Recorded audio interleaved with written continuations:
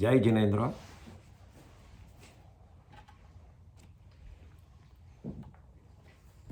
કોઈ પણ વ્યક્તિ સૌથી ફાસ્ટ ક્યારે દોડે છે એના કારણમાં પહેલું કારણ એ કે કોઈ એને મારવા આવતું હોય, એને હેરાન કરવા આવતું હોય તો એ ફાસ્ટ દોડે. અને બીજું કારણ એ કે એને કોઈ જગ્યાએ પહોંચવું હોય ટાઈમસર, કશેક બી એના અપોઇન્ટમેન્ટ હોય ને એને ટાઈમસર પહોંચવું હોય તો એ ખાસ દોડે. આ બે કારણોના હિસાબે કોઈ પણ વ્યક્તિ એનું મન, વચન ને કાયા બધાને કોન્સન્ટ્રેટ એક જ અલાઇન કરીને એક જ લાઈનમાં કે મારે જલ્દી જવું છે, એ રીતે જ એ ત્રણેયનો એક્શન લે તો એ પેલા જે મારવા આવે છે એનાથી બચી શકે છે અને જ્યાં ટાઈમસર પહોંચવું એ પહોંચી પણ શકે છે. આ ડે ટુ ડે સંસારની વાત છે, વર્લ્ડલી લાઈફની. આ જ રીતે આત્માર્થી એટલે જે આત્માના અર્થ માટે, જે આત્માની બાબતમાં જેણે સમજણ પામી છે, જેને દેખાય છે કે આત્મા ક્યાંથી આવ્યો, કેવી રીતે ક્રિએટ થયો, એ આત્માર્થીને પણ આવી જ મગજમાં વાત આવે છે કે જલ્દી ભાગવું છે શેનાથી. તો એ વાત સમજીએ એની પહેલાં આપણે આખું જ લેક્ચર આત્મા ઉપર છે, આત્મસિદ્ધિ આખું આત્મા ઉપર છે અને આપણો ધર્મ આખો આત્મા ઉપર છે. તો એ આત્મા ક્રિએટ ક્યાં થયો, એને કોણે બનાવ્યો અને કેવી રીતે ક્રિએટ થયો, એના ઉપર આપણે થોડુંક સમજી લઈએ તો આપણે બધી જ આગળની કડીઓમાં બી આત્માના ઉપર અને આપણા અંદર બી એવું સોલિડ વિચાર થઈ જશે કે મારે આ આત્માને કેવી રીતે મુક્તિ જલ્દી પમાડવી છે. સો આત્માનો સવાલ એ છે કે ક્રિએટ ક્યાં થયો? તો એનો જવાબ છે કે ક્રિએટ કશે થયો નથી, એ હતો જ અને એ રહેવાનો જ છે. જે શ્રીમદજીના પહેલા પદમાં અને બીજા પદમાં આવશે વાત. બટ આત્માને બિગિનિંગ છે, એ ક્રિએશન, એ ક્રિએટ થાય છે, કોઈ એના પ્રદેશોને ભેગા કરીને એક આત્માનું રૂપ બનાવે છે. એ રીતે એનું બિગિનિંગ નથી, પણ એનું બિગિનિંગ જે ભાવના ચક્ર, ભવો ભાવના ચક્ર છે, એ રીતે વ્યવહારથી એનું બિગિનિંગ કહેવાય છે. તો આ આત્માનું બિગિનિંગ ક્યાંથી છે?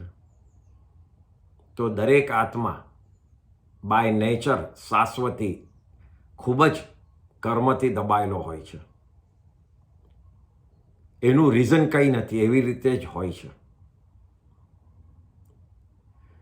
એ રીતે એ એક જગ્યાએ ફસાયેલો હોય છે, જેને આપણે ધર્મની લેંગ્વેજમાં નિગોદ કહેવાય છે. એ નિગોદ શબ્દ એટલે એ એક પ્રકાર છે વનસ્પતિનો. વનસ્પતિ કાય એટલે વેજીટેબલ્સ, એનો એક પ્રકાર છે જેને નિગોદ કહેવાય છે. આ જ નિગોદના બે ભાગ છે. એક સૂક્ષ્મ એટલે એકદમ માઇન્યુટ, માઇક્રો, જે આંખથી દેખાય નહીં, અને એક બાદર જે દેખાય આંખથી આપણને. એવી રીતે બે પ્રકાર, there are two types of નિગોદ. એક જોઈ શકાય ને એક ન જોઈ શકાય.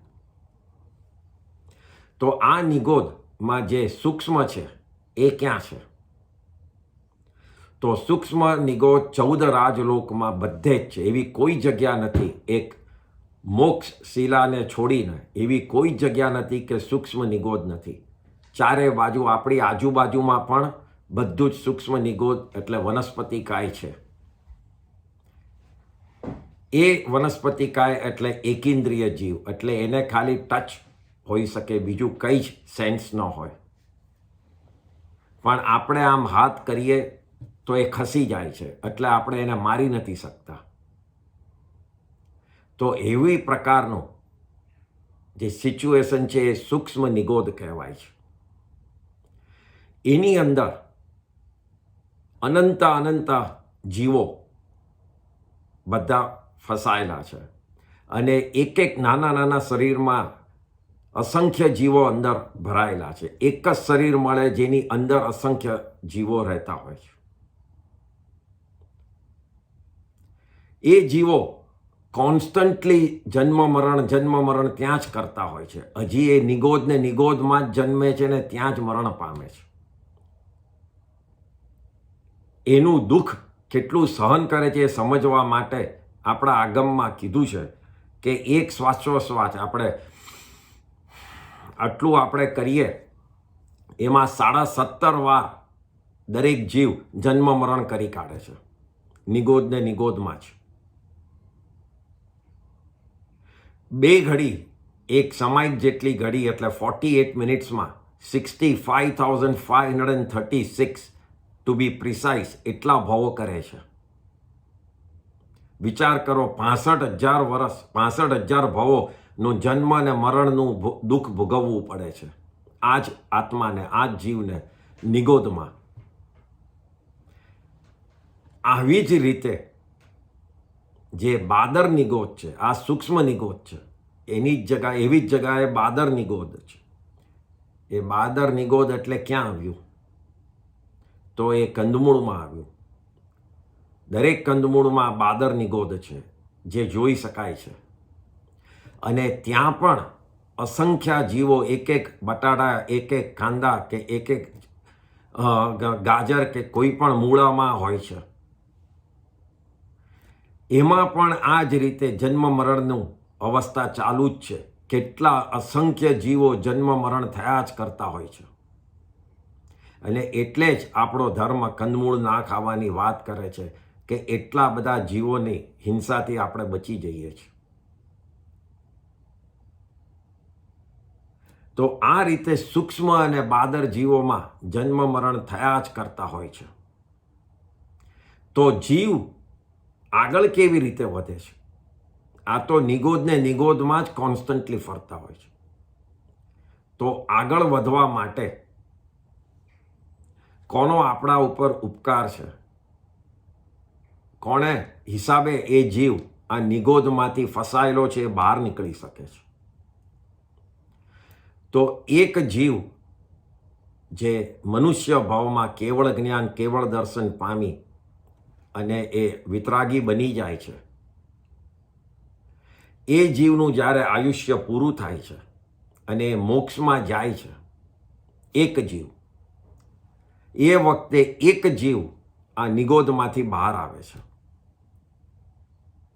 એટલા જ માટે સિદ્ધ ભગવાનનું આપણા ઉપર આ ઉપકાર છે કે તમને કે મને કે કોઈને પણ એક જીવ સિદ્ધ થયો એટલે ચાન્સ મળ્યો આ નિગોદમાંથી બહાર આવવાનો.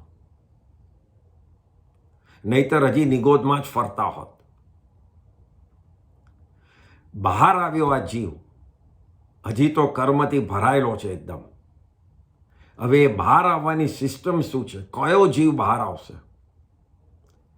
એનો કંઈ નંબર કે કઈ રીતે એમાં કંઈ છે જ નહીં. જે જીવ રેડી થઈ ગયો છે, જેના કર્મ થોડાક હલકા થઈ ગયા છે, આ બધું નેચરલી થાય છે પ્રોસેસ, એ જીવ તરત બહાર આવે છે. એમાં કોઈ નામ કે કયા પ્રકારથી ને કોને વધારે ભોગ્યું એવી વાત જ નથી. આ એક પ્રકારનો નેચરલ છે ફિનોમિનન કે એક જીવ બહાર આવી જાય છે, એનો નંબર લાગી ગયો. હવે એ બહાર આવ્યા પછી તો એનું પહેલાં ચાલુ થાય છે જર્ની એકેન્દ્રિયમાંથી. એકેન્દ્રિય જીવો એટલે તો પૃથ્વી, પાણી, અગ્નિ, વાયુ, વનસ્પતિ, આ બધા એકેન્દ્રિય જીવો છે. તો એમાં જીવ ફરે છે, એકમાંથી બીજો અસંખ્ય ભાવો એમાં કરે છે. વનસ્પતિમાંથી પાછો વનસ્પતિ, પૃથ્વીમાંથી પૃથ્વીકા, એવી રીતે ફર્યા જ કરે છે. સવાલ એ છે કે ત્યાંથી આગળ કેવી રીતે વધે? તો કર્મની થિયરી જે છે, કર્મની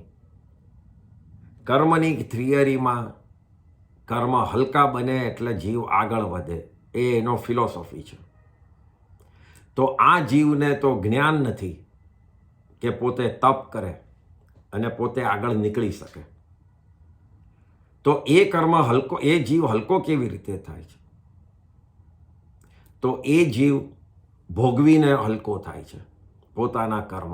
સમજો કે ઝાડ છે આપણી બહાર અને વિન્ટરમાં સ્નો પડતો હોય, વરસાદ પડતો હોય, ગરમી પડતી હોય, તો આપણે જો બહાર ઊભા રહીએ ને આપણને જે અનુભવ થાય છે, જે ફિલિંગ થાય છે, એ જ ફિલિંગ એ ઝાડમાં જીવને પણ થાય છે. ફરક એ છે કે આપણે તરત ઘરની અંદર આવી જઈએ છીએ, ત્યારે એને બહાર ઊભા રહીને ભોગવવું જ પડે છે. એટલે એ ભોગવતો જાય છે એમ એને ભોગવેલા કર્મ એનાથી છૂટા પડતા જાય છે. એના હિસાબે એ જીવ હલકો થતો જાય છે. અને એવી રીતે આ એકેન્દ્રિય જીવો હલકા થતા થતા પછી નંબર લાગે તો બે ઇન્દ્રિય એટલે એને ટચ અને સેન્સ, ઇટિંગ, એનું સેન્સ આવે છે, એને ટેસ્ટનું. પછી તે ઇન્દ્રિય બને છે, ચૌરેન્દ્રિય બને છે. એમ એક એક ઇન્દ્રિય એમાં વધતી જાય છે. એ રીતે વધતો અને ભોગવતો પછી એનો શુભ ઉદય થાય છે, ત્યારે એને પંચેન્દ્રિય જીવ મળે છે, ભાવ મળે છે. પંચેન્દ્રિયમાં પાછા 4 પ્રકાર છે, 4 જે 4 ગતિ બતાડી છે. દેવગતિ એ પંચેન્દ્રિય છે, મનુષ્ય એ પંચેન્દ્રિય, તિર્યંચ એ પંચેન્દ્રિય અને નારકી એ પંચેન્દ્રિય. તો એમાં પણ પાછા તિર્યંચ બનો, વાઘ, સિંહ, હાથી કોઈ પણ બનો અને એમાં પાપ થાય અને પાછા નરકમાં જાઓ તો પંચેન્દ્રિયોમાં એ બધા અશુભ ભાવો થાય છે. કોઈ સારા કામ કરો તો બહુ જ ઇમ્પોર્ટન્ટ કામ કર્યું એકદમ જ રેર અવસ્થામાં મનુષ્ય ભાવ મળે છે. અને એમાં જો સારું કરો તો આગળ જઈને દેવલોક મળે છે. પાછું એમાંથી મનુષ્ય નીચે આવી શકે છે.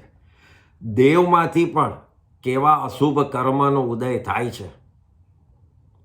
એવા વિચારો હોય છે દેવોમાં પણ, એટલા અશુદ્ધ વિચારો ને એટલા ખરાબ વિચારો કે ત્યાંથી સીધો એ એકેન્દ્રિયમાં પણ જન્મ લઈ શકે છે. એટલે વનસ્પતિમાં પાછો ઝાડમાં પણ જન્મ લઈ શકે છે સીધો જ.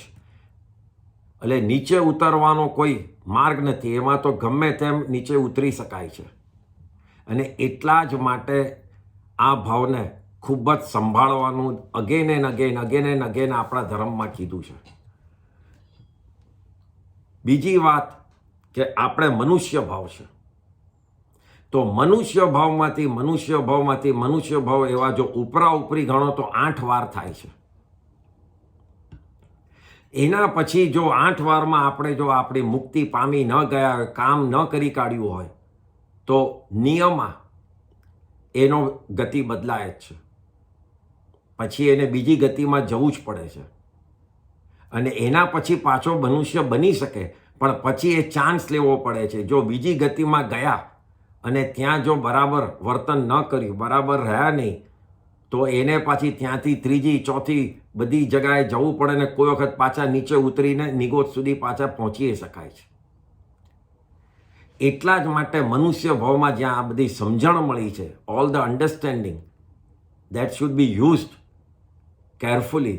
આ જે આખું જ આ જે સર્કલ મેં કીધું એ આગમમાં બતાડેલું છે. એટલે આપણે પંચેન્દ્રિય, એમાં મનુષ્ય, એમાં જૈન ધર્મ, એમાં સમજણ, એ બધાને આટલું રેર કેમ કીધું છે? Because of this circle. Highest જીવો, જે અનંતા જીવો આખા દુનિયામાં જે બતાડ્યા છે, એમાં હાઈએસ્ટ જીવો કઈ ગતિમાં છે? તો એ વનસ્પતિકાયમાં છે. દેટ ઇઝ ધ હાઈએસ્ટ જીવો એમાં છે.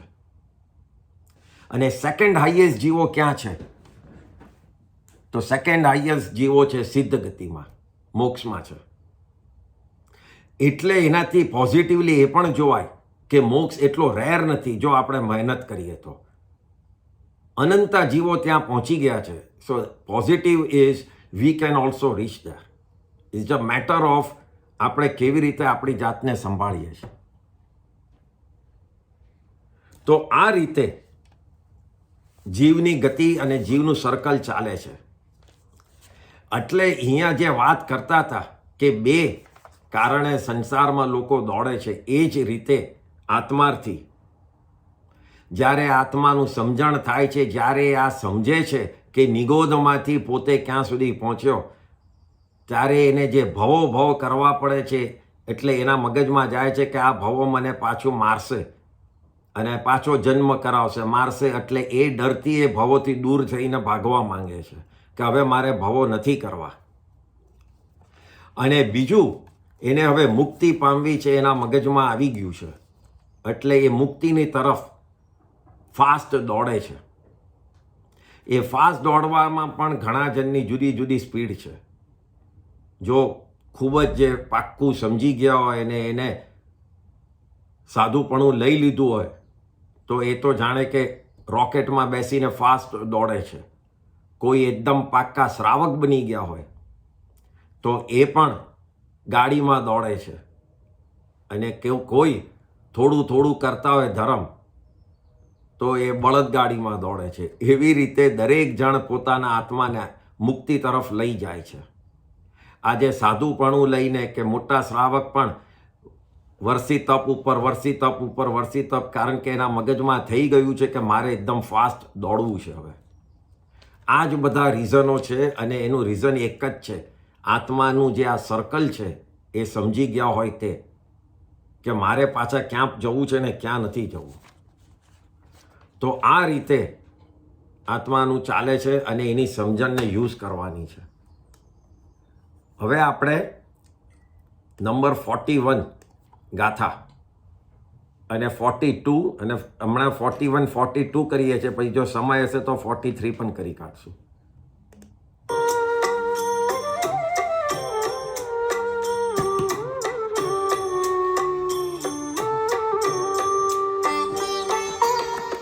જ્યાં પ્રગટે સુવિચારણા, ત્યાં પ્રગટે નિજ જ્ઞાન.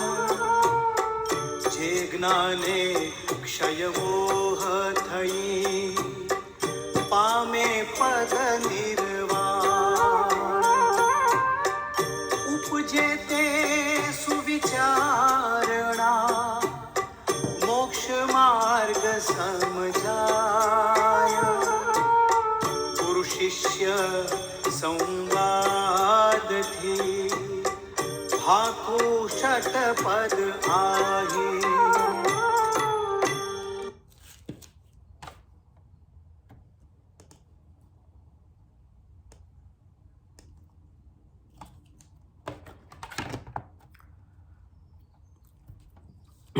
કડી 41. જ્યાં પ્રગટે સુવિચારણા, ત્યાં પ્રગટે નિજ જ્ઞાન. જે જ્ઞાને ક્ષય મોહ થઈ, પામે પદ નિર્વાણ. 3 યોગો છે. હવે તો બધાને ખબર હશે. મન યોગ, વચન યોગ અને કાય યોગ. અને કર્મબંધના કારણોમાં પણ આ 3 યોગ હોય છે. અને એટલા જ માટે મોક્ષમાં આત્મા જ્યાં છે ત્યાં આ 3 યોગ જોડે એને કોઈ સંબંધ નથી હોતો. સંબંધ ન હોય તો કર્મબંધ ન હોય. જે ગુણસ્થાનકની વાત કરી છે આપણે અગેન એન્ડ અગેન રેફરન્સમાં, જે આત્માના ગુણોના સ્ટેપ્સ છે, એમાં છેલ્લા 2 સ્ટેપ્સને જોઈએ તો એ છે 13મું અને 14મું ગુણસ્થાનક. અને એ 2 ગુણસ્થાનકનો એક જ ફરક છે. 13મું ગુણસ્થાનકને કહેવાય છે સયોગી કેવળી અને 14મા ગુણ સ્થાનકને કહેવાય છે અયોગી કેવળી. બસ આ જ બેમાં ફરક છે, જ્ઞાનમાં કે કશામાં ફરક નથી. આ પૃથ્વી ઉપર જ્યાં સુધી આયુષ્ય બાકી હોય, જે કેવળીને, જે વિતરાગીને, એ લોકોને સયોગી કેવળી કહેવાય. કારણ કે એમને હજી મન, વચન ને કાયા બાકી છે, એમની જોડે છે હજી. અને એ ત્રણ સાથે હોવાથી એ અવશ્ય કર્મ, ઇવન વિતરાગી થયા પછી બી કર્મ બંધ થાય અને ખરી જાય. એ સિસ્ટમ તો હોય જ છે, પણ રહેતા નથી, ચીટકતા નથી. કોઈ સૂકી વોલ ઉપર તમે કંઈ રેતી નાખો સૂકી તો તરત ખરી જાય, એવી રીતે જ એ કર્મ પડી જાય છે. એટલે આ સહયોગી કેવળી જ્યાં સુધી એનું આયુષ્ય બાકી છે ત્યાં સુધી એમના યોગો હોય છે. અને જેવું એમને ખબર પડે છે આયુષ્યનો એન્ડ આવ્યો છે, ત્યારે એકદમ જ એ પોતે કૌશકમાં સ્થિર થઈ જાય છે. પોતાનું શરીર હલતું જ નથી, મન અને વચનને ટોટલી રોકી નાખે છે, એટલો પાવર હોય છે. અને છેલ્લા સમયમાં જ્યારે જીવ શરીરમાંથી છૂટે છે, એ એક સમય, એક પળ માટે એને અયોગી કેવળી કહેવાય છે. એટલે હવે એનામાં યોગ નથી, એટલે મન, વચન, કાયાથી અલગ થઈ ગયો છે જીવ. અને જેવો એ થાય છે એવો તરત જ ઉપર પહોંચી જાય છે મોક્ષ એના સ્થાન પર. આ પ્રોસેસ છે 13મું ને 14મા ગુણસ્થાનકની. એટલે છેલ્લો જે ફરક છે એમાં ખાલી યોગ હોય છે અને નથી હોતો, એ જ ફરક છે. તો એનો હિસાબ, એના મિનિંગ એ થાય છે કે યોગોનો જેટલો આપણે ઉપયોગ ઓછો કરીએ, મન, વચન, કાયાનો, એટલો કર્મબંધ ઓછો થાય. એ ડાયરેક્ટ રિલેશન છે. આમાં જો વચન યોગની પહેલાં વાત કરીએ તો એને રોકવું હોય તો સૌથી ઉત્તમ છે મૌન લો. ઘણા જણ સંવત્સર પર્યુષણમાં મૌન રાખે છે. જ્યારે એમને તપ કરવું હોય, બીજું ન થાય તો મૌનનું તપ કરતું હોય છે. કારણ કે એનાથી વચનના કર્મબંધ અટકી જાય છે. જ્યારે મૌન નથી લઈ શકતા તો એનાથી નેક્સ્ટ બેસ્ટ વાત છે કે શુભ કે સારું બોલો. કોઈને હર્ટ થાય, ખોટું ક્રોધવાળું એટલે ગુસ્સાથી એ બધું ન બોલો. તો સારું બોલવાથી કર્મબંધ તો થશે, પણ શુભ કર્મબંધ થશે, જેનાથી પુણ્ય બંધ થશે. કોઈનું અનુમોદન કરો, સારું કામ કર્યું હોય કોઈએ તો ના, તે બહુ સારું કર્યું છે. સાધુ સાધ્વી ઘરે વોરવા આવે તો એને આવકાર આપો. આપણે ધર્મના સ્તોત્ર છે, ગાથાઓ છે, ગાયનો છે, સૂત્ર છે, એ બધું બોલો રોજ. કોઈને ઝઘડો અટકાવવા માટે બોલો. કોઈ દુઃખી હોય તો એને ખાસ સાંત્વન માટે બોલો એને. તો આ બધું શુભ મન વચન યોગ કહેવાય. શુભ વચન યોગ કહેવાય, જેનાથી શુભ કર્મ બંધ થાય છે. આ જ રીતે અશુભ કાય યોગને જો તમે ખોટી જગાએ કાયાને યુઝ કરો, મારામારી, પાર્ટી, મોત શોખ, જીવ હિંસા થતી હોય એવા કાર્ય વધારે કરો, તો એનાથી અશુભ કાય યોગ એટલે કર્મબંધ થાય છે, પણ ખોટા અશુભ થાય છે. અને એની બદલે જ અપાશ્રય જાઓ, મંદિરે જાઓ, કોઈ એલ્ડરલી હોય તો એની સાતા પૂછવા જાઓ, ચેરિટી પોતાની જાતે કરવા જાઓ. ઘણા જણ સાધુ જોડે વિહાર કરવા નીકળે છે, પોતાને પણ કષ્ટ લેવા માટે. આવી રીતે બધી ધર્મની ક્રિયા અને સંસારમાં જે બધું સારા, શુભ, ચેરિટીને બધા માટે જે પોતાના બોડીનો યુઝ કરે છે ફિઝિકલી, એ શુભ કાય યોગ થાય છે. તો આમ વચન અને કાયા બંને અશુભમાંથી શુભમાં લાવવાની આ બધી જુદી જુદી રીતો છે. હવે વાત છે મનની. તો મન યોગ એ ત્રણેય યોગમાં સૌથી ડિફિકલ્ટ છે કંટ્રોલ કરવામાં. એના વિચારોને કોઈ રોકી નથી શકતું. વર્ષોના વર્ષો કોન્સન્ટ્રેશન, એકાગ્રતા, યોગાની પ્રેક્ટિસ કરીએ ત્યારે થોડુંક કંટ્રોલમાં લાવી શકીએ છીએ, પણ છે તો ડિફિકલ્ટ જ. આ વચન અને કાયાની જેમ અટકી શકતી નથી. વચન અને કાયા, વચન મૌનથી અને કાયા કૌશકથી હજી અટકાવી શકીએ છીએ, પણ મન એમાં પણ સ્થિર રહેતું નથી. આપણે ગયા વખતે 3 વિચારની વાત કરી હતી. એક કુવિચાર એટલે સિમ્પલ લેંગ્વેજમાં ખોટા વિચારો, ખરાબ વિચાર. એક સંસાર વિચાર એટલે વર્લ્ડલી થિંકિંગ, વર્લ્ડમાં જે સંસારમાં જીવીએ છીએ એના વિચારો, અને એક સુવિચાર. તો આ જ બાબતમાં થોડું આગળ સમજીએ, કારણ કે મિસકન્સેપ્શન ન રહેવું જોઈએ કે સંસાર વિચાર એટલે બધા અશુભ જ છે. એટલા માટે આપણે એને સમજીએ. આ વિચારો છે એ મનના વિચાર છે અને ભાવ આત્માના હોય છે. તો મનના વિચાર જ્યારે આપણે ભાવ જોડે જોઈન્ટ થાય છે ત્યારે ભાવમાં બી ફરક પડે છે. એનું મિનિંગ શું કે ધીરે ધીરે વિચારો સારા કરતા જઈએ તો એની જોડે જેમ જેમ કર્મ નિર્જરા થતી હોય એમ તેમ આત્મામાં દબાયેલા એના ભાવો ઉપર આવતા જાય, અને એ ભાવો સારા ઉપર આવતા જાય, કારણ કે આત્મામાં ઓલવેઝ શુદ્ધ ભાવ જ હોય, બીજો કયો જ ભાવ ન હોય. પણ આ સારા ભાવો વિચારોની જોડે ભેગા થઈ અને ઓવરઓલ આપણી પોઝિશન એ શુભ સારી કરવા માંડે.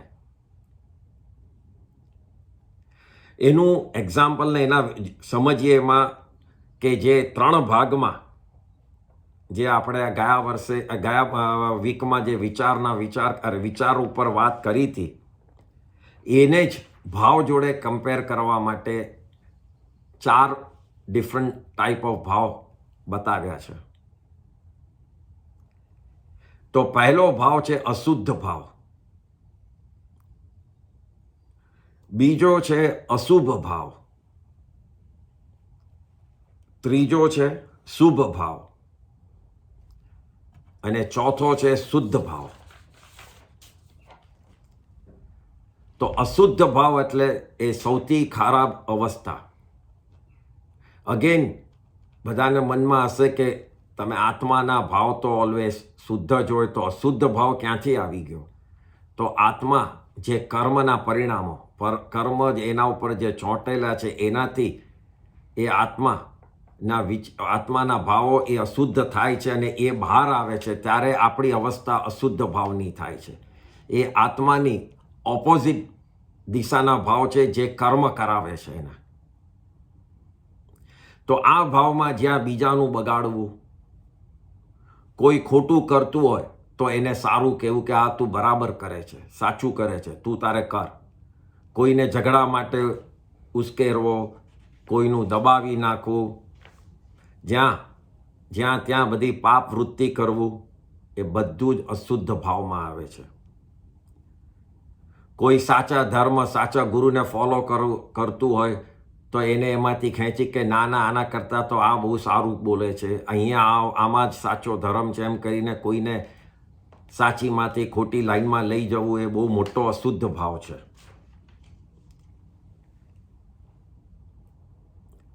અશુભ ભાવ નેક્સ્ટ, તો એમાં પોતે પ્રમાદ કરે, મેન પોતે ખૂબ જ આળસ કરે.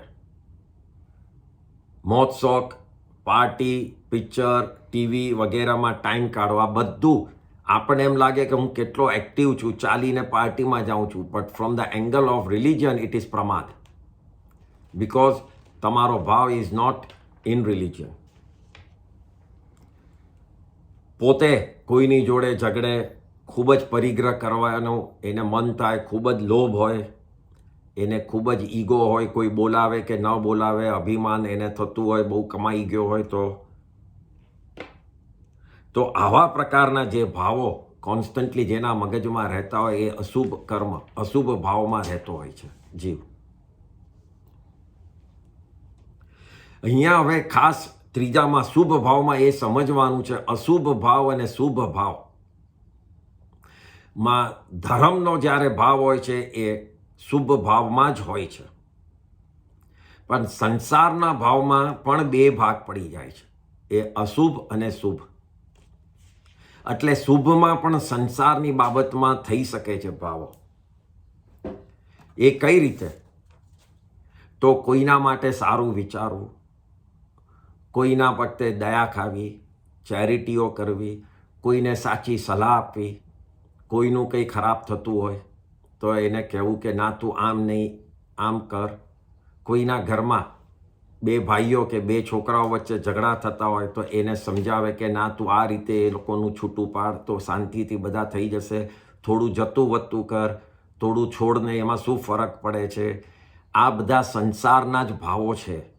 એબ્સોલ્યુટલી આમાં ધર્મ કશે નથી, પણ તો બી એને શુભ ભાવ કહેવાય છે. એટલે જ્યારે મન પોઝિટિવલી પોતાના માટે કે બીજાના માટે એના મગજમાં વિચારો હોય કે આનું સારું થઈ જાય તો સારું. કોઈની છોકરી સગાઈ ન થતી હોય, પોતે ભલે ન કરે પણ પેલી દુઃખી થતી હોય ફ્રેન્ડ, તો કે ભાઈ આના એને બધું મળી જાય, સારું થાય તો બિચારી એનું પણ ટેન્શન ઓછું થાય. તો આ એક પ્રકારનો શુભ ભાવ થયો. કારણ કે આપણે હજી સંસાર છોડીને દીક્ષા નથી લીધી કે સંસારના ભાવો ન કરાય. મારા સાહેબ ન કરી શકે કે આ બિચારો કમાય તો સારું, એ એમના માટેનો એ ભાવ નથી. પણ આપણે શ્રાવક છીએ એટલે આપણે કરી શકીએ કે આ બિચારો ગરીબ છે, એ કમાય તો એને ઘર થઈ જશે, તો આ શુભ ભાવ થયો. એટલે ગમે ત્યારે સંસારમાં બેઠા હોય તો ધર્મના જ ભાવો ચાલ્યા જ કરવા જોઈએ, નહીતર હું શુભમાં નહીં રહું એવા દુઃખી થવાની જરૂર નથી. સવાલ એ છે કે પોઝિટિવ ભાવ રાખવાના છે. એટલે સંસારમાં રહીને પણ સારા વિચારો સંસારના કરશો તો બી એ શુભ ભાવ છે, એ પુણ્ય બંધ કરાવશે જ. ઓકે, ધર્મની જેમ કે મારે સમાય કરવું છે, મારે પૂજા કરવી છે, ભગવાનની સ્તુતિ કરવી છે, વ્યાખ્યાન સાંભળવું છે, એ પરમ શુભ ભાવમાં જઈ શકે. પણ સંસારના પોઝિટિવ ભાવ પણ શુભ ભાવ હોઈ શકે. અને ચોથું છે શુદ્ધ ભાવ, જે પ્યોર પોતાના આત્માનો ભાવ, આત્માની અવસ્થા, આત્મામાં જે સહજપણું છે, દુનિયાથી અલગ એ માનવું, જે એનો ઓરિજિનલ ફોર્મ પર વિચાર કરવો કે પોતે જોવે છે અને જાણે છે મારામાં એટલો પાવર છે, હું સિદ્ધના આત્મા જેવો જ છું. મેં પહેલાં બી એકવાર કીધેલું કે આપણા આત્મા અને સિદ્ધના આત્મામાં ફરક શું છે? એક જ ફરક છે, અને એ ફરક છે સમયનો. એ સિદ્ધ થઈ ગયા છે ને આપણે થવાના બાકી છે. એ સિવાય કોઈ ફરક નથી આપણા બેમાં. એ જ્યાં બેઠા છે એ પોઝિશનને પગે લાગીએ છીએ, કે એ આત્મા પહોંચી ગયા છે એને પગે લાગીએ છીએ. એટલું જ ઇમ્પોર્ટન્સ આપણે આપણા આત્માને પણ આપવાનું છે, કારણ કે એ પણ સિદ્ધ થવાનો છે. એટલે એનો યુઝ ગમે તેમ કરીને એને કર્મબંધ ઓછા થાય અને એ નિર્જરા વધારે થાય એના ઉપર ધ્યાન રાખવાનું છે. જે લાસ્ટ ટાઈમ આપણે સ્વદયાની વાત કરી હતી. તો એ રીતે શુદ્ધ ભાવમાં કોઈ પણ પ્રકારની શરીરની ઇફેક્ટ, ધર્મની ઇફેક્ટ, સંસારની ઇફેક્ટ કંઈ રહેતી જ નથી. ખાલી પોતે અને પોતાનો આત્મા, એવા શુદ્ધ ભાવ એનામાં રહે છે. અને એ શુદ્ધ ભાવ ધીમે ધીમે તમને વિતરાગ અવસ્થા પહોંચાડી શકે છે. શુભ અને શુદ્ધ ભાવમાં જે ફરક છે, તો એમાં મેઇન ફરક છે જ્યારે પુણ્ય બંધ થાય છે તે બધા શુભ ભાવમાં થાય છે. શુદ્ધમાં તો પુણ્ય બી છૂટું જાય છે, ખાલી આત્માનો વિચાર, એના સિવાય મારે કોઈ પણ પ્રકારનું કર્મબંધ જોઈતો નથી. એવા જે વિચાર કરીને કર્મની નિર્જરા થતી જ જાય છે, ત્યારે આત્મા વધારે ને વધારે શુદ્ધ થતો જાય છે. વર્ડ ઉપરથી સમજો, to clean completely soul from karma is શુદ્ધ. અવસ્થા. તમે આપણે ઘર ક્લીન કરીએ તો એ શુદ્ધ થયું ને, બસ એ જ રીતે વિચાર કરો કે આત્માને ક્લીન કરવું છે એ કઈ અવસ્થા થાય. તમે પુણ્યના કર્મ બંધ કરશો તો આત્મા ક્લીન થશે? નહીં થાય, કારણ કે હજી કર્મ તો ચોંટેલા જ છે, ભલે સારા કર્મ. એટલે જ્યાં સુધી એ છે એ શુભ કર્મ, જ્યાં મારે ટોટલ આત્માને ક્લીન કરી કાઢવું છે એ શુદ્ધ કર્મ થઈ જાય, એ શુદ્ધ ભાવ થઈ જાય છે. આપણે પણ શુભમાં રહેવાનું છે અને શુદ્ધ તરફ જવાનું છે. એના માટે મેં સંસારના 2-3 દાખલાઓ, એટલે તમે સમજી શકીએ આપણે. તો પહેલો દાખલો છે આ 4માં ભાગ પાડવા માટે, તો વિનયનો દાખલો, રિસ્પેક્ટ.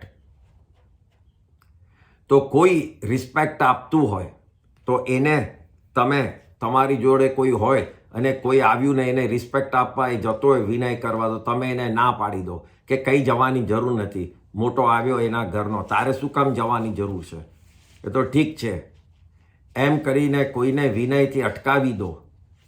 કારણ કે તમને પેલા ઉપર ચીડ છે, બીજા ઉપર. તો એ થઈ ગયો તમારો અશુદ્ધ ભાવ. પછી ઘણા જણ આપણે જોઈએ છે કે લગ્નમાં હોય તો સામે આવીને વિનય નથી કરતા, બોલતા નથી. આપણે પણ વિચારીએ કે આવીને મને કહેશે તો હું કહીશ, ને તો કાંઈ નહીં.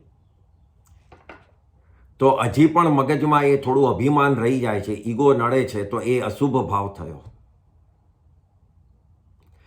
શુભ ભાવમાં જે બી ઓળખીતું આવ્યું હોય તો એને હું સામેથી જાઉં, પછી મોટું હોય કે નાનું હોય એને ઓળખું છું, તો એને હું મળી અને કેમ છો કેમ નહીં એનો વિનય કરું, રિસ્પેક્ટથી બોલાવું,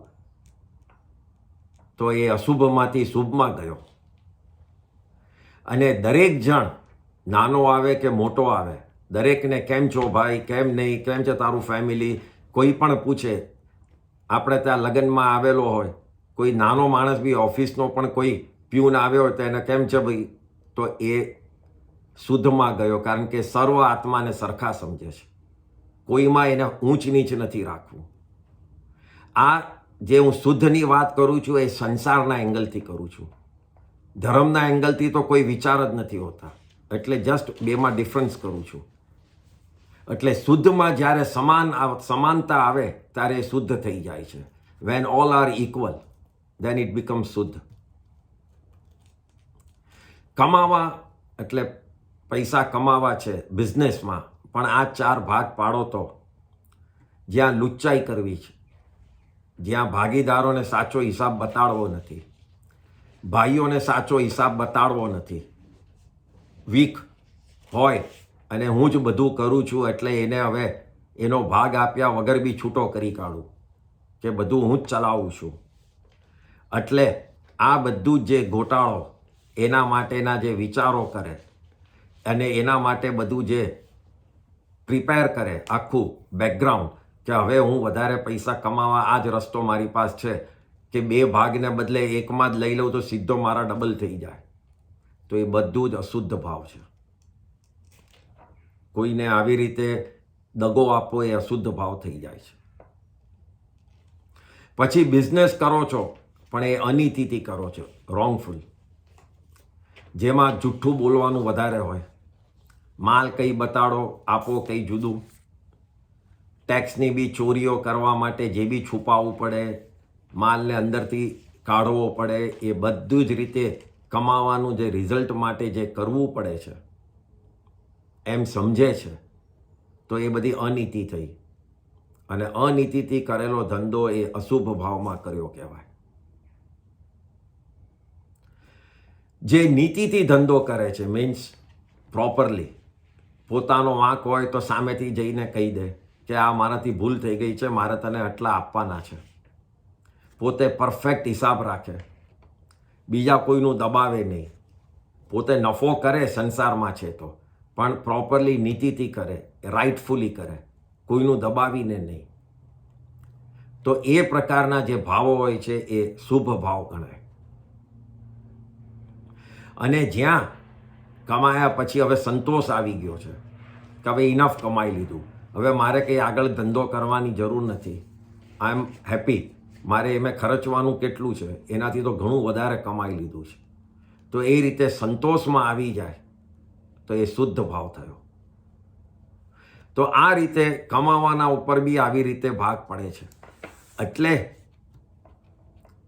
તમે 4 ડિપાર્ટમેન્ટ, 4 ભાવોમાં આપણે દરેક વાત મૂકી શકીએ છીએ. ચેરિટીની પણ મૂકવી હોય તો કોઈ કરતું હોય એને અટકાવે, અંતરાય પાડે કે કંઈ અહીંયા કરવાની જરૂર નથી, કંઈ ખબર નથી એ લોકો ક્યાં વાપરશે કે નહીં, અને એમ કરીને પોતે તો કરે નહીં પણ બીજાને અટકાવે. અશુદ્ધ ભાવ.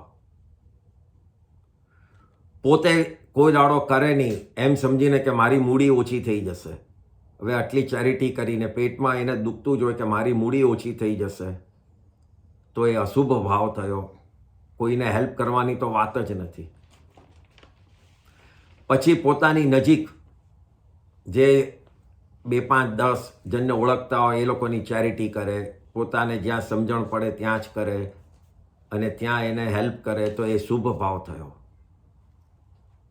અને પછી કોઈને બી ખાલી હાથે જવા ન દે. પોતે દરેકને હેલ્પ કરે, દરેકને હેલ્પ કરવાની ઈચ્છા કરે. કશે ગયા હોય અને જોઈ કે અહીંયા દુઃખી છે તો તરત જ કાઢીને, ભલે ઓળખે કે ન ઓળખે, એને હેલ્પ કરી કાઢે, તો એ શુદ્ધમાં થયા. કારણ કે આત્માને હેલ્પ કરવાની વાત છે. ત્યાં નામની વાત નથી, ત્યાં શું કરશે શું નહીં એની વાત નથી. ખાલી મારે આ જીવને હેલ્પ કરવો છે. જેવો જીવ ઉપર વિચાર ગયો એટલે શુદ્ધ થવા માંડે. તો આ રીતે 4માં ભાગ પડે છે. ઇમ્પોર્ટન્ટ આમાં એ જ છે, કારણ કે એક જણે સવાલ પૂછેલો કે સંસારના વિચાર એમાં શું વિચારણા થઈ શકે કે નહીં, તો આન્સર ઇઝ યસ. પણ શુભ ભાવથી તો એ સારો વિચાર કહેવાય. અશુભ ભાવથી સંસારનો એ કુવિચાર કહેવાય.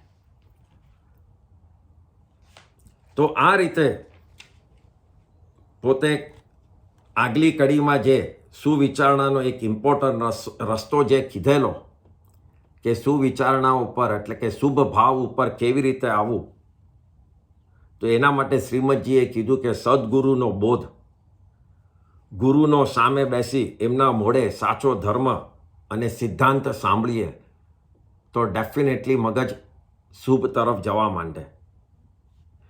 પોતાની ઓળખાણ થાય, જે આપણે બિગિનિંગમાં ઓલરેડી વાત કરી, આત્માની ઓળખાણ કરી, એ બધું જ ફર્સ્ટ હેન્ડ આપણની સામે આપણને શુભમાં લઈ જવા માટે હેલ્પ કરે છે અને આપણે સારા ભાવમાં આવી જઈએ છીએ.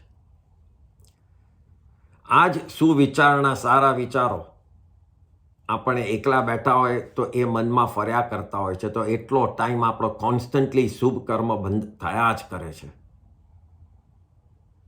અને જો ધીમે વધતા પોતાના ઉપર જ ધ્યાન અટકી જાય, આત્મા ઉપર જ, અને જો ભાવ શુભમાંથી શુદ્ધમાં જવા માંડે, તો એ જીવ જો પરમ શુદ્ધમાં ગયો, એટલે શુદ્ધનો પણ હાઈએસ્ટ લેવલ, શુદ્ધમાં બી 4 સ્ટેપ્સ છે. એમાં જે હાઈએસ્ટ લેવલ પર તો સીધો આત્મા 8મા ગુણસ્થાનક, which is not possible in 5મા આરામાં, પણ 8મા ગુણસ્થાનકથી ઉપર ચડે સીધો, અને ધડ ઉપર ચડતો સીધો એને કેવળ જ્ઞાન થઈ જાય. મોહનીય કર્મનો એ નાશ કરી કાઢે અને એના પછી બાકીના 3 કર્મ, જ્ઞાનાવર્ણીય, દર્શનાવર્ણીય અને અંતરાય, એ બાકીના 3 કર્મનો નાશ કરી અને સીધો કેવળ જ્ઞાની વિતરાગી બની જાય છે. આનું સ્ટેપ શુદ્ધ ભાવ, શુદ્ધ અવસ્થાથી ચાલુ થાય છે. સવાલ અહીંયા એ છે કે 5મા આરામાં શુદ્ધ ભાવ છે કે નહીં, તો આન્સર ઇઝ યસ, છે.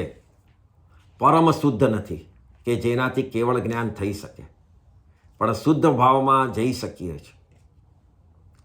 કેટલું ટકી શકીએ, કેટલી તાકાત છે, એમાં 4થા અને 5મા આરામાં ફેરફાર છે. પણ શુદ્ધ ભાવ થઈ શકે કે નહીં, તો આન્સર ઇઝ યસ, થઈ શકે છે. આત્મા ઉપર જેના કોન્સ્ટન્ટ વિચારો હોય છે એ શુદ્ધમાં જઈ શકે છે. પછી એના વિચારો બદલાઈ શકે છે માઇન્ડના વીકનેસના હિસાબે, એ પોસિબલ છે. એટલા માટે વધતા શુદ્ધ વિચારો, સંસાર, ફેમિલી, પર પદાર્થ એટલે એક્સટર્નલ સબસ્ટન્સથી, એ બધું છોડીને છેલ્લે તમને છોડાવે છે તમારું શરીર પણ. અને શરીર જ્યારે છૂટે છે મગજમાંથી, ત્યારે કેવળ જ્ઞાન તરફ જાય છે. શ્રીમદજી આ કડીમાં આ જ કહેવા માંગે છે કે તમારી પોતાની સાચી યાત્રા, સાચું મૂવમેન્ટ ઇટ સ્ટાર્ટ ફ્રોમ સુવિચારણા. એટલે શુભ ભાવ પણ એને તમે નામ આપી શકો. ફર્સ્ટ સ્ટેપ એ જ છે કે વિચારોને બદલો. શ્રીમદજી એ જ કહેવા માંગે છે. દેટ્સ વાય એમ્ફેસાઇઝ કે વિચારને બદલો.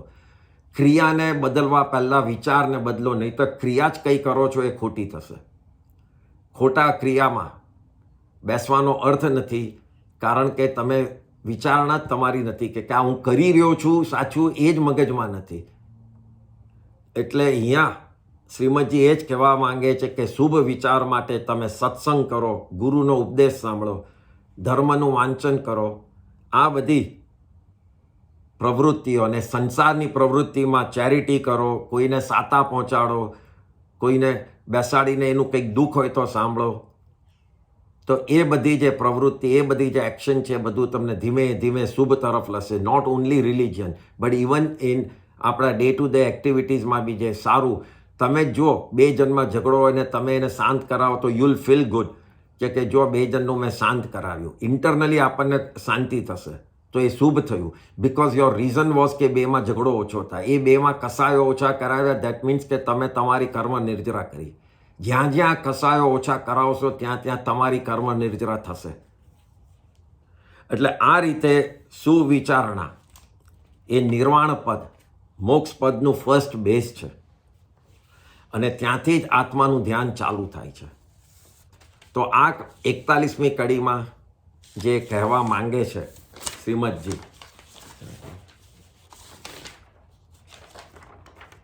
જ્યાં પ્રગટે સુવિચારણા, એટલે જ્યારે સુવિચારણા પ્રગટે છે, એટલે જ્યારે ચાલુ થાય છે આપણા મગજમાં, ત્યાં પ્રગટે નિજ જ્ઞાન. નિજ જ્ઞાન એટલે ત્યાંથી ચાલુ થઈને, નિજ જ્ઞાન એટલે પોતાના આત્માનું જ્ઞાન, ત્યાંથી ચાલુ થઈને ત્યાં સુધી પહોંચે છે. એટલે આત્માના જ્ઞાન સુધી પહોંચવા માટે પહેલાં શુભ વિચાર અને સુવિચારણાની જરૂર છે. એ અહીંયા પહેલી કડીમાં શ્રીમદજી કહે છે. અને એનાથી રિઝલ્ટ શું થાય છે તો એ માટે બીજી કડીમાં કહે છે, બીજી લાઈનમાં, કે જે જ્ઞાને ક્ષય મોહ થઈ. એટલે એ જ્ઞાન ઉપર આગળ જતાં જતાં જે મોહને નાશ કરે છે, એટલે મોહનીય કર્મનો નાશ કરે છે, તો એનું એને ફળ શું મળે છે તો પામે પદ નિર્વાણ. એ નિર્વાણ પદને પામે છે.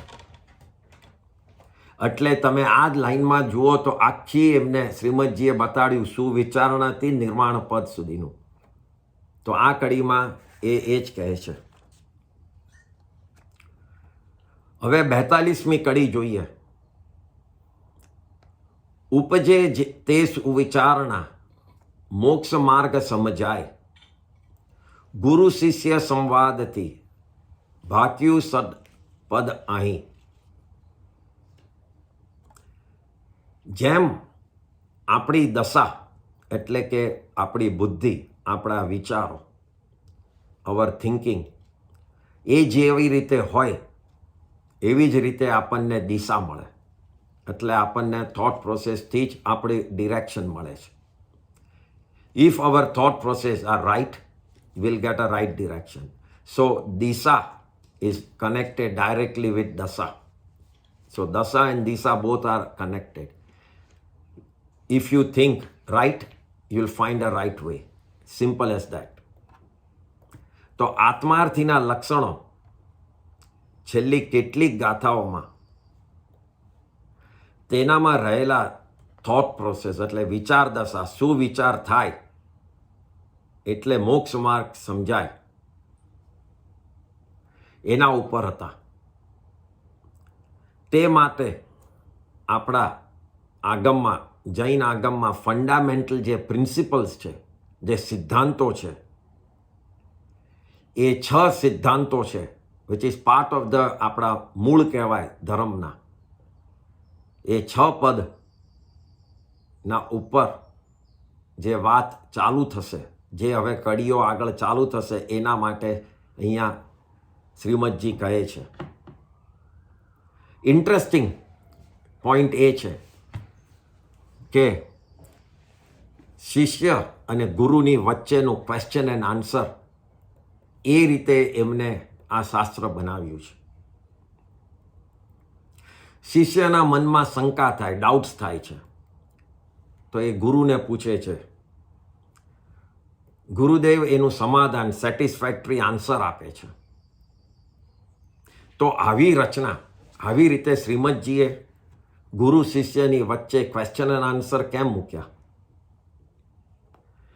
રિયાલિટીમાં તો પોતે જ ક્વેશ્ચન પૂછેલા અને પોતે જ રિપ્લાય આપ્યા છે. તો આવી રીતે એમને પ્રેઝન્ટ કેમ કર્યું? એનું કારણ છે કે એક સુપાત્ર શિષ્ય, એની ઇન્ક્વિઝિટિવનેસ, જિજ્ઞાસા વૃત્તિ ટુવર્ડ્સ લર્નિંગ રિલિજન પ્રિન્સિપલ, જ્યારે પણ કોઈ આત્મા શુભ યોગે એને પોતાના આત્માનું, પોતાની જાતને ઓળખ કરવી એવું મન થાય છે, એ જ આ શિષ્યની જેમ કેવા કેવા સવાલો પૂછી શકે છે એ એમને બતાડવા હતા કે તમારા ને મારા મનમાં બી શું સવાલ આવી શકે. અને આ એ બેઝ ઉપર રચના કરી અને એમાં પણ એડ કર્યું છે વિનય ગુણ. નોર્મલી તમે સિદ્ધાંતો એમ લખી શકો કે જીવ છે, જીવ આમ છે, જીવ કરતા છે, ભોગતા છે. એ અ કાઇન્ડ ઓફ અવિનય થઈ શકે કે હું કહું છું તમે સાંભળો. શ્રીમદજી એમાં માનતા નહોતા. એમને વિનયથી બતાડવું હતું કે તમે સવાલ જે પૂછી શકો, આ શિષ્ય જે પૂછે છે એ જ આત્માર્થી આવા જ સવાલ પૂછે છે. તો ગુરુ એને કેવી રીતે વિનયથી સમજાવે છે, અને વિનય એ ધર્મનું મૂળ છે. એટલે એ એંગલ એમને આમાં લાવવું હતું. શિષ્ય રિલિજન ઉપર ડાઉટ, એટલે એને શંકા, રિલિજન ખોટો છે એને પ્રૂવ કરવું છે, એવા વિચારોના કારણે એ સવાલ નથી પૂછતો. એને વિતરાગની વાણીમાં શ્રદ્ધા તો છે જ ફૂલ, પણ એમાં હજી એના તત્વના ઉપર એના ભાવો હજી સ્થિર નથી થયા. Is not able to grasp કે આ બધું સાચું હશે કે નહીં. વાણી સાચી છે, that he knows, but he wants to understand કે આમાં કેમ આમ હોઈ શકે. આપણે પણ એવી રીતે ઘણી વાર સવાલો આવે છે કે આમાં કેમ હોઈ શકે. એટલે શિષ્ય એ એંગલથી સવાલ પૂછે છે. શ્રીમદજી અહીંયા એ પણ પ્રૂવ કરવા માંગે છે આપણા જેવા માટે કે જ્યારે આપણને શ્રદ્ધા હોય તો એ અંધશ્રદ્ધા તરીકે ફોલો નહીં કરતા. ધર્મમાં કંઈ ન સમજાતું હોય અને એવી જો શંકા થઈ હોય, એવા ડાઉટ્સ થયા હોય, તો એ જ્ઞાનાવરણીય કર્મના હિસાબે થતા હોય છે, વિચ ઇઝ બટ નેચરલ, સ્વાભાવિક છે.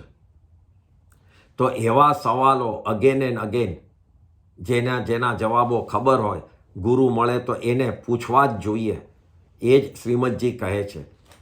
સવાલો પૂછો એટલે તમને કંઈ આવડતું નથી, એને કંઈ રિલેશન જ નથી. આવડે છે એટલે જ સવાલ પૂછો છો. જેને આવડતું નથી એને ખબર જ નથી કે શું પૂછવું. એટલે સવાલ પૂછવું એ બહુ જ મહત્વની વાત છે રિલિજનને ડીપ સમજવા માટે.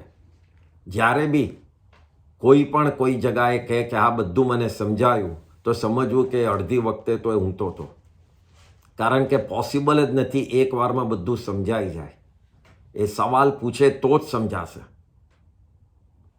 અને એટલા જ માટે આપણે જે સ્વાધ્યાયના પ્રકાર, એટલે જે સમજવાના ભણવાના પ્રકારમાં જે સેકન્ડ પ્રકાર બતાડ્યો છે, એ વાંચ્યા પછી પૃચ્છના બતાડ્યું છે. પૃચ્છના એટલે પૂછવું. એ પૂછ્યા વગર સ્વાધ્યાય પૂરો થતો નથી. એટલે અહીંયા પૂછવા માટે આટલું મહત્વ છે. એના ઉપરથી શ્રીમદજીએ Q&A, ક્વેશ્ચન એન્ડ આન્સર બનાવ્યા છે. સવાલ એ છે કે આ શંકા કોને થાય, ડાઉટ્સ કોને થાય છે? તો દુનિયામાં દરેક જણને થાય છે. બે પ્રકારના જીવો સિવાય દરેકને ડાઉટ થઈ શકે. એક તો જે તદ્દન અજ્ઞાની છે, જેને તત્વ શબ્દ ઉપર સમજણ જ નથી, જેને સાંભળ્યું જ નથી, જેને મનમાં કંઈ જાણવું છે એવું ભાન જ નથી, વિચાર બી નથી થતો, એવા અજ્ઞાનીને શંકા ન થાય. અને બીજો જે જીવ છે એ સંપૂર્ણ જ્ઞાની છે, જે કેવળ જ્ઞાની છે, વિતરાગી છે, જેને ત્રણેય કાળમાં બધું જ સમજાય છે, દેખાય છે, ખબર છે, એને શંકા ન થાય. આ બેને છોડીને બાકીના વચલા બધાને જ શંકા, ડાઉટ્સ થઈ શકે છે. અને આપણે બધા જ વચલામાં છીએ, એટલે આપણને એ શંકાને, ડાઉટ અને ક્વેશ્ચન પૂછવાનું થઈ શકે છે. અને જેમ જેમ શંકાઓ દૂર થાય, ડાઉટ્સ દૂર થાય, એમ એમ આપણું નોલેજ વધતું જાય. એમાં એ નોલેજ વધ્યું, એમાં બે રીતના થોટ્સ ચાલે. એક તો એ સમજ્યા પછી અંદર ને અંદર ખૂબ ખુશ થાય, સેટિસ્ફાઈડ થાય, એકદમ હેપી ફીલ થાય કે હું આજે કંઈક સમજ્યો, નાવ આઈ એમ વેરી ક્લિયર.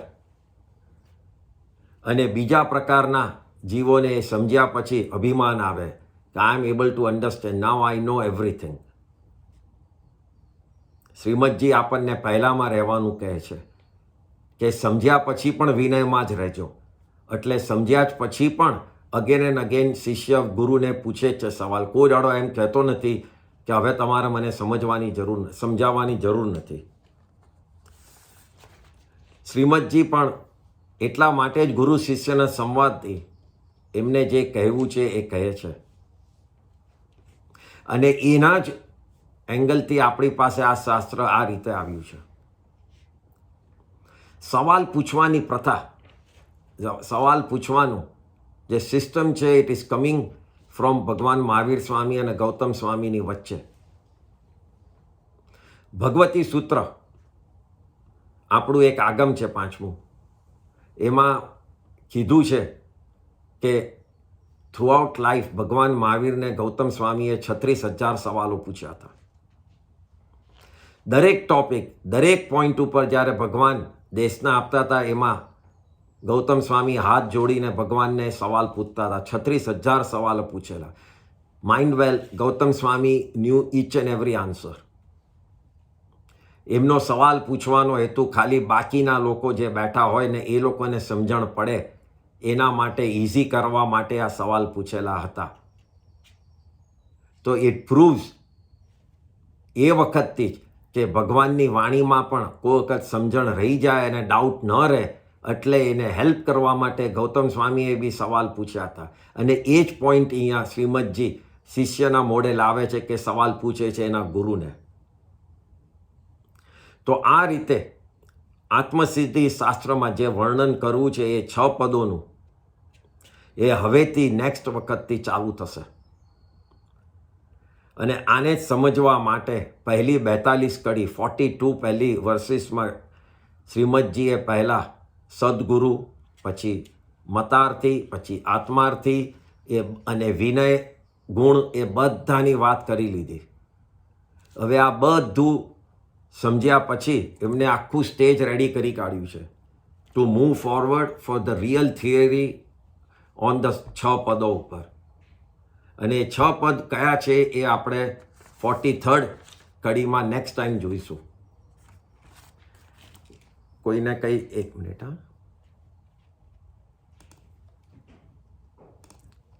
હા, કોઈને કંઈ સવાલ છે?